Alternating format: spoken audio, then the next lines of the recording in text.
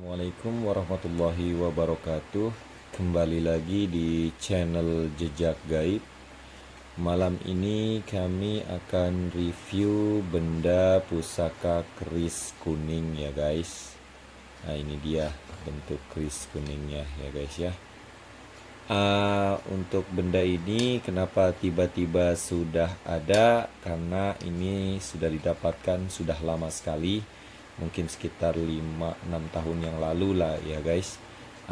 Kenapa benda ini sudah sama kita ya? Karena bendanya ada sama kita juga gitu guys.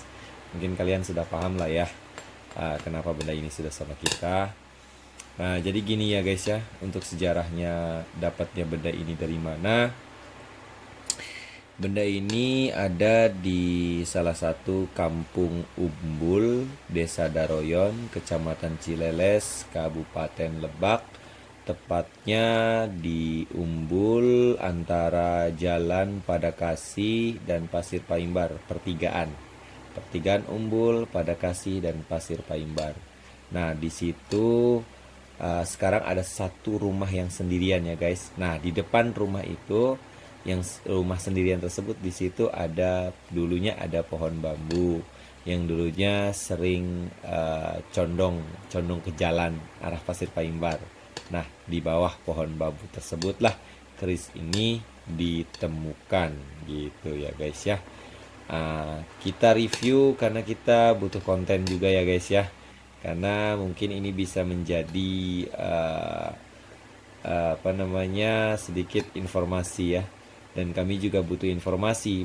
Mungkin kalian tahu ini namanya keris apa ya guys ya, karena nanti akan kita namai hanya nama keris kuning aja gitu ya guys. Karena bendanya juga kan jelas terbuat dari kuningan. Nah, untuk alasannya kita review benda tidak bermanfaat ini ya, untuk informasi aja ya guys ya gitu. Barangkali ini akan menjadi suatu manfaat gitu kan buat kita, pembelajarannya apa. Nah, kami informasikan bagi yang dulunya ini mengincar benda ini, janganlah kalian mengincar lagi karena sudah didapatkan sudah lama ya guys ya. Jangan menggunakan ritual apapun untuk melakukan mendapatkan benda seperti ini, karena menurut kami gini ya, benda ini terus terang memang ada manfaatnya, tapi kalau digunakannya dengan cara wasilah yang benar. Karena banyak yang menjadikan benda ini, kenapa benda ini jadi tidak bermanfaat gitu ya guys, karena yang membuat tidak bermanfaat adalah kalian sasar dengan menggunakannya. Jadi sasarnya gini ya, terlalu syirik, terlalu meyakini, terlalu di luar kendali. Karena sebenarnya wasilah itu hanya benda ini, dan kabulnya hanya Allah, dari Allah Subhanahu wa Ta'ala. Tapi kalau kalian tidak bisa seperti itu, nggak usah kalian cari benda begini. Belajar ngaji dulu, atau kalian bisa ngaji lagi, karena ilmu itu dicari itu, dipelajari itu kalau bisa sampai mati ya guys ya. Jangan mentang-mentang udah punya ilmu gak usah belajar lagi, nggak gitu guys. Karena belajar ilmu sampai mati gitu ya guys ya. Dan nggak usah cari benda ini, lebih baik kita banyak meminta dengan berdoa kepada Allah dan sholat yang benar. Pelajari lagi rukunnya, jangan cuma ingin benda seperti ini kalian gak bisa ngapa-ngapain tentang ibadah, apalagi kalau yang Islam. Aduh, jangan ya. Ini benda benar-benar kalau kita bisa menggunakannya, wasilahnya memang ada. Tapi kalau kalian tidak mempelajari ilmu Allah dulu, waduh jangan. Ini banyak tidak bermanfaatnya jadinya guys. Jangan sama sekali, dan jangan mau memiliki inilah gitu. Kalau perlu jangan sampai kalian mau memiliki ini. Dan loh, kok kalian punya? Oh, itu dia guys. Kalau sama kita cuma digeletakin aja. Cuma buat peribahasanya, kalau peso dapur nambah lagi satu. gitu. Jadi ini tidak kita apa-apain, kita nggak urusin, kita nggak ngapa-ngapain. Kita cuma menyelamatkan benda-benda ini dari orang-orang yang pasti akan salah menggunakannya gitu guys. Karena kalau orang didapatin sama orang biasa gitu ya, yang tiba-tiba dia tuh orang itu tersebut cuma kualitasnya biasa lah gitu ya, kita nggak mau ngomongin jelek gitu sama orang, saya yakin akan diyakini. Makanya kita berinisiatif karena kita tidak bisa berbuat kebaikan dengan cara memberikan eh, sedekah gitu ya, atau dengan cara memberikan uang kepada fakir miskin. Ya setidaknya kami membersihkan sedikit sekali kemusyrikan yang ada. Karena gini ya guys, rumor-rumor yang terjadi pada benda-benda ini banyak yang menapai, yang jeleknya yang menapai itu bukan orang yang seperti dukun gitu ya guys. Kalau dukun kita biarin aja lah, dia mau kayak gimana gitu. Tapi kalau Islam napai benda seperti ini, membela-belakan berkorban dengan cara seperti yang tidak wajar, waduh, rusak guys, kasihan kita. Nah makanya kita sedikit demi sedikit membersihkan dari tempat-tempat yang seperti itu. Kita ambil barangnya, kita menghilangkan rumornya agar rumor tersebut hilang dan orang-orang yang mencarinya juga nanti akan tahu, oh udah dapet ya, udah ada yang dapetin ya gitu kan. Jadi orang itu akan berhenti dengan sendiri mengincar benda tersebut gitu kan. Jika nanti ada di tempat lain lagi, insya Allah kita akan samperin lagi, kita ambil lagi, kita amankan lagi, dan kita taruh sebagai nanti bukti. Takut ada orang nyinyir dikiranya bohong. Itu ya guys ya, disimpan hanya untuk bukti. Tapi diurusin enggak, karena kita cuma geletakin aja gitu guys. Enggak kita apa-apain, karena benda ini wasilah ada, cuma kalau digunakan dengan cara yang benar, tidak salah. Kalau caranya salah, itu dia yang membuat sangat tidak bermanfaat dan jangan sampai kalian mau miliki. Itu ya guys ya. Tolong jangan mau lah, kalau bisa jangan mau, takut sasar. Karena gini ya, contoh besar ada cerita salah satunya dari sahabat kita. Jadi gara-gara sebuah batu cincin gitu ya, dia sangat kebetulan ya, mungkin Allah memang sedang memberikan dia rezeki gitu kan. Gara-gara batu cincin ini nih saya menjadi seperti ini. Akhirnya didengerin sama temennya, ya coba gue pinjem. Akhirnya temennya, Allah kebetulan sedang menurunkan rezeki kepada temannya tersebut. Nah akhirnya batu tersebut, gara-gara saya juga jadi seperti ini nih gara-gara minjem batu kamu gitu kan. Akhirnya dipinjemin lagi. Ya Allah, itulah yang luar biasanya disasarkan oleh salah satu benda, padahal yang memberikan rizki itu pencipta kita, yaitu Allah subhanahu wa ta'ala. Nah guys, loh terus kenapa kalian kok nyari terus? Buat apa kalian itu nyari-nyari terus benda-benda seperti ini? Seperti ini, itu pasti ada yang nyinyir-nyinyir lagi. Itu dia guys, pengamanan, membersihkan dari orang-orang seperti itu. Dan insya Allah juga ada niatan baik, karena katanya guys, setiap ada benda seperti ini, tempat tersebut sedikit agak angker, atau kalau di kampung kita itu rungsit ya guys. Sedikitnya kalau misalnya ada benda ini, katanya sih menurut beberapa pakar lah dan ahli gitu kan, ada biasanya suka ada penampakan sesuatu gitu kan, yang memang dia itu nggak tahu melindungi atau menempati benda ini ataupun menjaga gitu kan. Itu yang membuat kita juga ingin membersihkan sedikit dan sedikit. Pada intinya yang paling besar adalah membersihkan dari sedikit kesyirikan-kesyirikan yang orang ingin mendapatkannya gitu ya guys ya. Nah untuk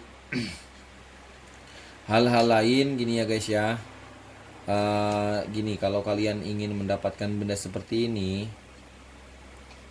sebaiknya jangan ya. Kalau memang kalian benar-benar kekeh, kenapa, gimana caranya, ngaji dulu yang pinter, karena semua ilmu tersebut ada di ilmu Islam, gitu ya guys ya. Karena gini guys, Islam menganjurkan belajar sampai mati, sampai dimanapun ilmu, karena ilmu itu tidak ada batasan umur, tidak ada batasan kehabisannya, gitu ya guys ya. Jadi